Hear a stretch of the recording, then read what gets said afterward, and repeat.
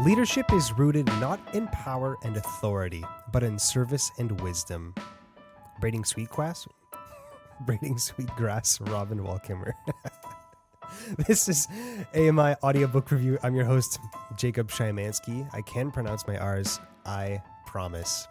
Braiding Sweetgrass, Indigenous Wisdom, Scientific Knowledge, and the Teaching of Plants by Robin Wall Kimmerer is the book that we're going to be reviewing today. This audiobook is about just a little under 17 hours, and it's narrated by the author herself, Robin Wall Kimmerer. I'm reviewing this one with regular contributor Karoline Bordeau. How's it going, Karoline? Good. It's going to be a bit of a weird review because I'm going to come right out with it. I have very little, practically nothing bad to say about this book. What about you? Neither do I. Okay, so this is just going to be a gush. So how about this? We'll start by telling people what this book is all about, what it is in the first place, and then maybe go back and forth with things that we like. Sound good? Sounds good. Yeah. So Robin Wall Kimmerer has a PhD in plant ecology, and she's also a member of the Potawatomi Indigenous Nation in the United States. And she kind of blends these two things to share her perspective on ecology and the environment. And this thing is arranged, they don't advertise it like this, but I took it, I don't know about you, Karoline, but I kind of took it as an essay collection where she sort of, there's a bit of a formula where she presents like a personal story of things that she's done in her life, especially with her family and her kids and her work, and relates it to a plant or some sort of mechanism that she's noticed in nature, and then ties that into traditional indigenous thinking while also relating it to like the traditional scientific academia approach to how you would understand those things. And in doing it this way, you get this like full image of the way indigenous thinking works around nature and how different that perspective is to the traditional scientific understanding of that plant that she's absorbing. And I don't really care that it has a formula because it works every single time. And it kind of does this over and over for 16 hours, and it's so enthralling. It is. I never thought I'd say that about a formula book, but I agree. It was, You agree that yeah. it's a formula, right? I do. I could see the pattern. Like I think I started noticing it in about chapter 3 or something, and I was like, okay. Or the third section. Um, yeah. But And did you notice how resistant the scientists were to her research and to that of her students? yes.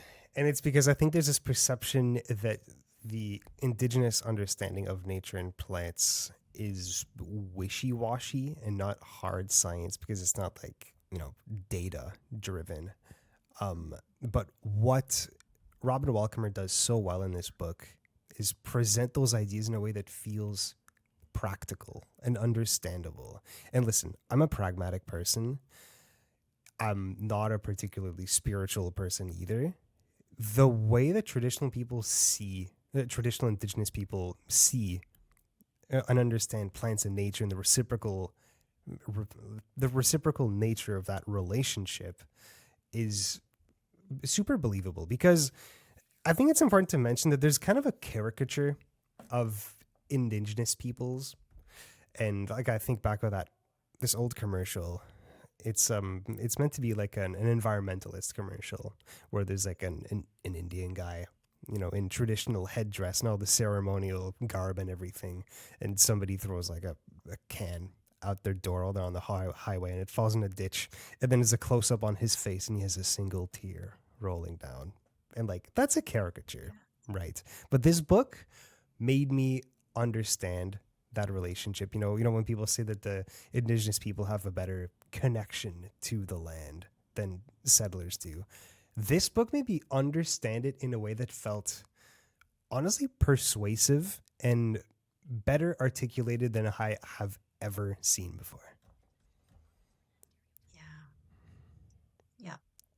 Yeah. I'd have to agree with that assessment. Like I keep thinking about when the salamanders are moving across. Like that's one of the sections she's talking about how people just drive that highway like they don't notice anything, and yet they're, potentially killing these salamanders. And then um recently I noticed that there are traffic stops and delays in my area because there are salamander moving.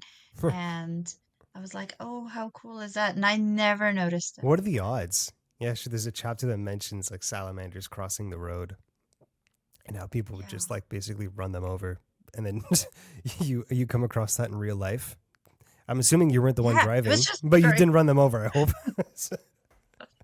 no, no, Another no. But part it, that it I was, no, go ahead. oh, no, I was just going to say it was kind of like, oh, wow. I just read about this last week. Wow. It's one of those things where sometimes you hear about something and then it seems to appear over and over. Like you hear about it once and then it seems to happen more often after you've heard about it. It's kind of a psychological trick. But another part of this book I really appreciated was the way that it was explained that a lot of indigenous languages kind of relates to nature in a very different way, especially when it has to do with grammar. She calls it the grammar of animacy, where things that we would otherwise see as being inanimate as objects are seen as That's alive and how they move. Like she uses the example of a bay where we would call it it, right. Mm, she says in a lot of traditional of indigenous languages, they actually call the bay like almost like a person, like a living thing. And in yeah. actuality, it's more like a verb where the bay it it bays, the mountain it mountains, because it's just the earth doing something temporarily because it's animate like anything else. And then with animals, they often don't say it. They'll say, instead of like the beavers, they'll say like the beaver people or that beaver Yes. person over there. Yeah. Yeah. I loved the concept of nature as teacher. Like, Hmm. that really um, resonated with me because it's true. If you sit and watch and listen, you will learn things from nature. There are reasons why things are what they are. And Mitch talks about the clear cutting and how, she felt that now that area is going to be destroyed. And then was it mustard grass that takes over and it kills everything. Um, and yet if cut in a way that doesn't interfere with that, then you would still be able to have wood, but not destroy the land. And how that was an emotional thing for her. You And this really is have a better understanding. And that's a perfect example of one of the big themes of this book is the honorable harvest, which is she's far from being the first person to bring that up. But if you're clear cutting a forest, for example, you are seeing the land that you own as a resource, and you're going to gather all the resources you can get from that land. If you see it as a gift, then you're not going to want to completely destroy it. You need to be Polish appreciated. it. You need to appreciate what you've been given, the gifts that you've been given. And so you're not going to completely destroy the forest. You're going to take what you can because you're given a gift, but you're also going to appreciate it by not completely destroying it and allowing that forest to continue to live. In other words, to not clear cut it entirely. Yeah, yeah. And um, the honorable harvest is a concept that I loved and really um, enjoyed listening to and want to read more about. And in fact, I'm going to start looking into learning more about how that works and, how one could employ that in our modern life. And this book does Because I give a don't think lot. we do that. We really don't. And the book gives a lot of practical comments, practical advice on how to show appreciation for things. I keep going back to this, but it is a practical book. It's not super heady and spiritual, which I think honestly would have turned me off a little bit.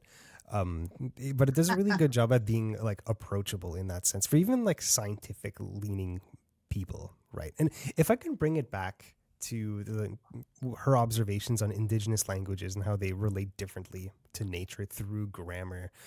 She talks about a conversation that she had with some of her students about exactly this. And one of her students made the observation, doesn't this mean that speaking English, thinking in English, somehow gives us permission to disrespect nature? Because by denying everyone else the right to be persons, doesn't that inherently otherize everything?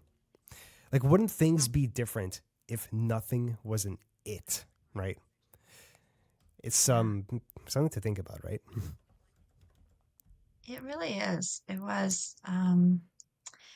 I want to go back to the concept, like of appreciating the gift that we have.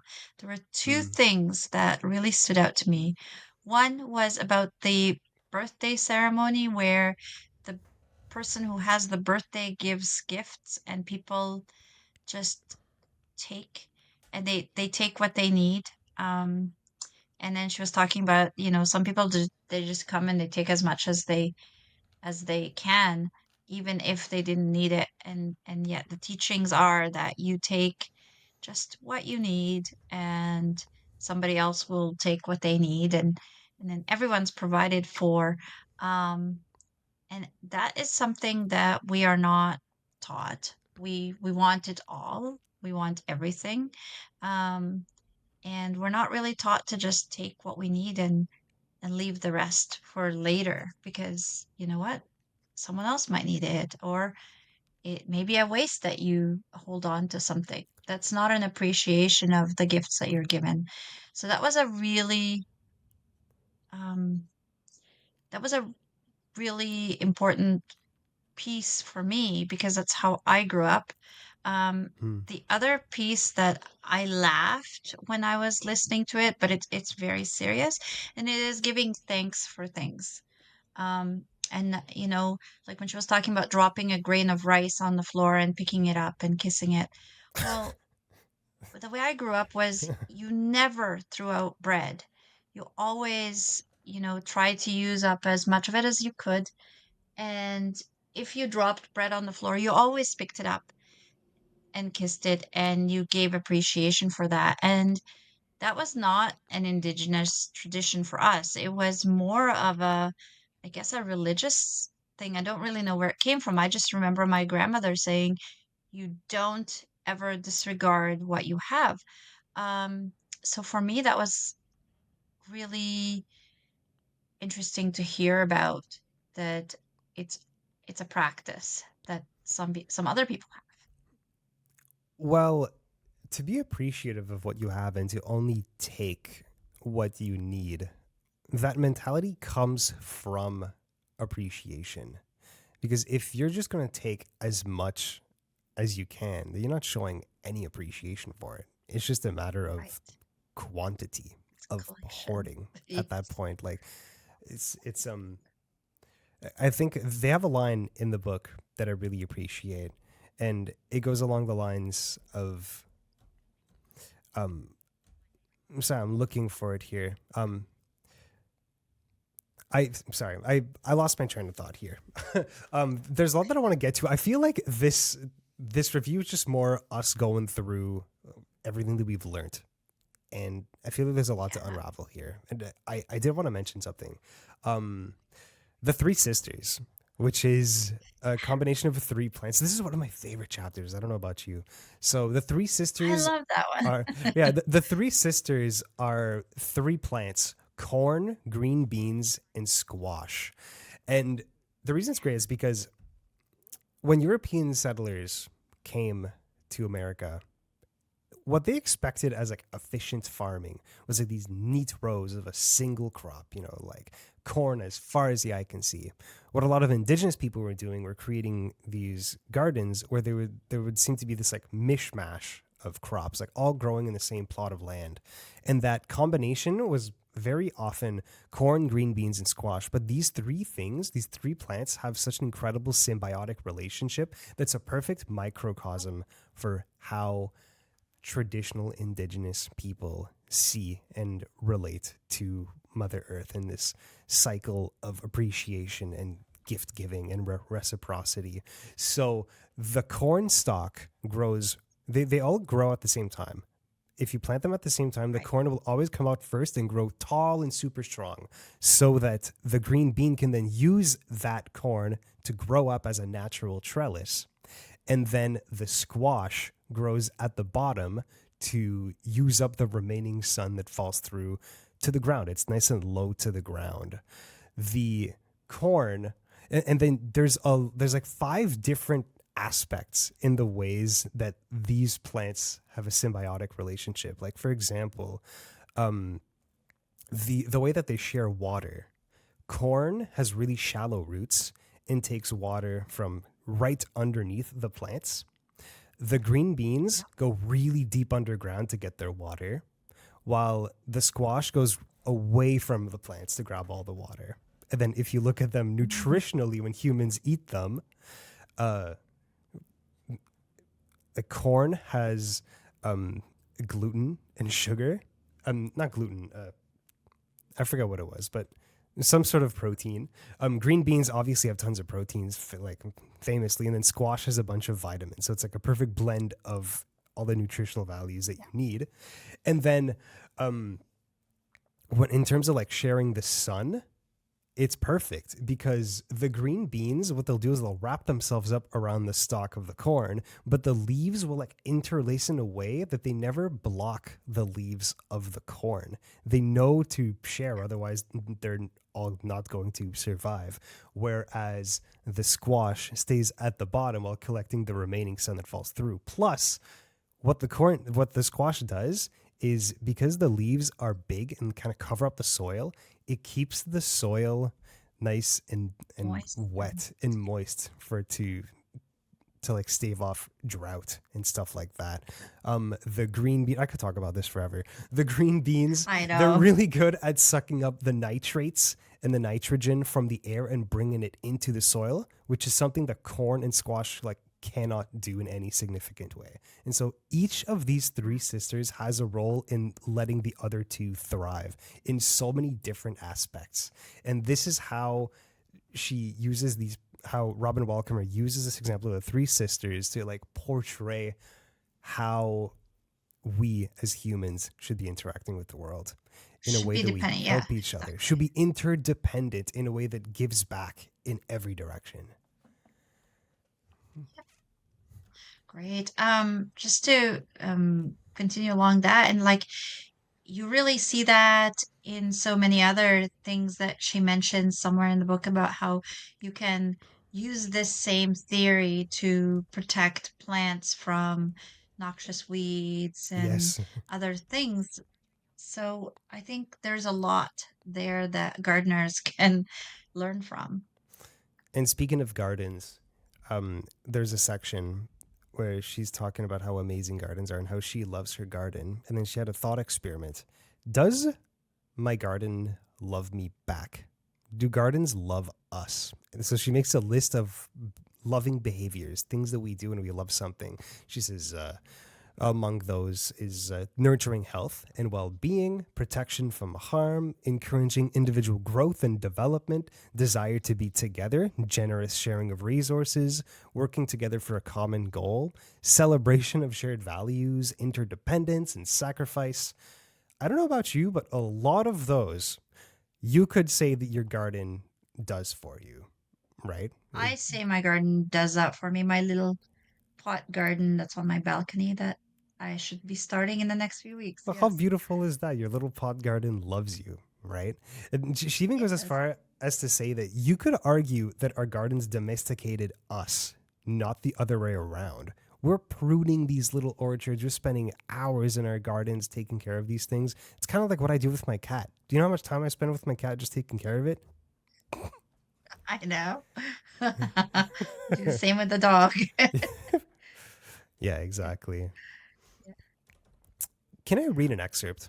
Um, Just to give an idea of Robin Wall Kimmerer's beautiful writing in this book, because it was formulaic, but I think the reason it didn't feel like a drag on was because her writing was absolutely beautiful. And she has a way of calling back to the theme of the start of a chapter so that everything feels so concise and thematically complete within a chapter. Um, Here's the excerpt. The Thanksgiving address reminds us that duties and gifts are two sides of the same coin. Eagles were given the gift of far sight, so it's their duty to watch over us. Rain fulfills its duty as it falls, that it was given the gift of sustaining life. What is the duty of humans? If gifts and responsibilities are one, then asking what is our responsibility is the same as asking what is our gift. It is said that only humans have the capacity for gratitude. This is among our gifts. It's such a simple thing, but we all know the power of gratitude to incite the cycle of reciprocity. If my girls run out the door with lunch in hand without as much as a thanks mama, I confess I get to feel a tad miserly with my time and energy. But when I get a hug of appreciation, I want to stay up late to bake cookies for tomorrow's lunch bag. We know that appreciation begins abundance. Why should it not be so for Mother Earth, who packs us a lunch every single day? What I took from Right. this excerpt is that Robin was happy to make the next day's lunch even better because of that appreciation from her daughters, in the same way that we prune and take care of an orchard instead of industrially farming it and ruining the Yes. land around it. It gives back to us, right? To be better to the It land does. is to show appreciation, to show gratitude to the land. And it comes back to us in so many ways, in gifts. Yeah. I know we're out of time, but I really loved that Thanksgiving, um, I guess prayer, and now our minds are one. I just love that saying. I do too, honestly, and I love the hell out of this book. This was easily the best book I read in the past couple of months. I don't know about you, but I'm giving this one an easy 5 out of 5. What about you? Final thoughts? I think I gave it a 5 on Goodreads. Me too. We're helping crank up that score. I think it's like at a 4.5 on Goodreads, which is excellent right now. Karoline, thank you so much. That was our review of Braiding Sweetgrass by Robin Wall Kimmerer.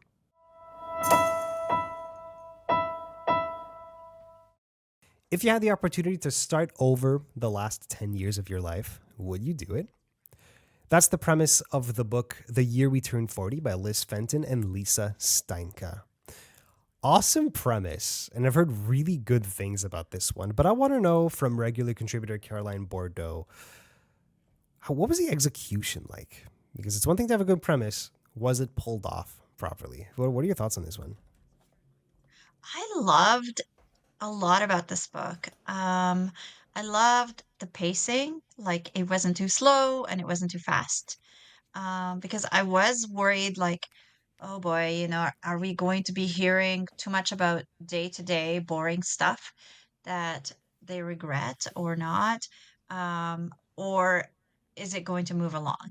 And I found that it moved along beautifully. And I thought that the dialogue was witty. I found myself laughing.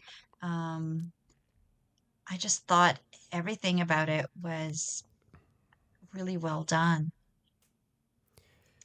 What's Um, the I have a hunch that this book's the type of thing that's trying to really tell you a message. Am I wrong in this? Not at all. So, I think the message, and I'm not going to give away what happens at the end. I'm not going to give away spoilers, but the message is that we really need to think about every day that we're living, and try to think about it as though there is no do-over, because in our lives there really are no do-overs. These ladies, these three characters, got to go and have a do-over, but we don't. And I think, the message to me from what the author was trying to say is if you can do something better, why not start doing it better now? Um, so Huh. yeah, that's the message I got from it. So when I hear this type of message, it sounds to me like it could also be misinterpreted as to be very careful in the decisions you make now because you don't want to make a mistake, right? Like the idea of a do-over kind of makes you think of all the mistakes that you've done in the past 10 years, Mhm. right? Um, do you think people could misinterpret it that way? Totally. Um, and so the one example that I really liked is Claire, one of the characters, her mother um, is dying of cancer, and she didn't know or didn't follow a hunch she had. So she had a hunch that something was wrong with mom. She kept telling mom to go to a doctor, but didn't really push her. Um, and when she went back to do her do-over, she gets on it a lot earlier and gets a little more time with mom. Um, Hmm. and, gets a lot more of a close relationship with mom. Um, and I think like those are things. So if you have a hunch about something, I say follow it. Huh. So it's kind of like to live as if you were already in your do-over, in the do-over part Yeah, of your life, right? um, right. I find it strange because this doesn't seem to be like a fantasy book or anything. Like, what's the tone? What's the genre? Because these three people get the opportunity to start over the last 10 years of their lives. Like, what genre is this? I don't even know what it was classified under. I thought it was fiction. Well, what does it feel like? It does It feels like fantasy to me because there's Hmm. that whole like you're at a party and there's a magician and they're offering to take you back, but everybody has to agree to go back. Um, and then the same thing happens at the end. Do you go back to your 50th year or do you stay here? Um, and so it definitely has like a fantasy kind of feel to it. Fantasy feel, fantasy light maybe could make for a good introduction to Yes, fantasy for definitely people who are fantasy kind of like. like scared away from that genre.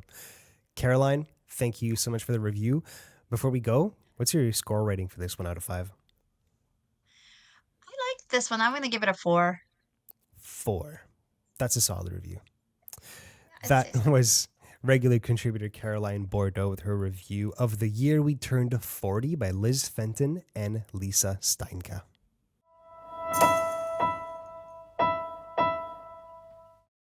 The links to both the books we featured today are going to be in the YouTube video description as well as the podcast description for this episode.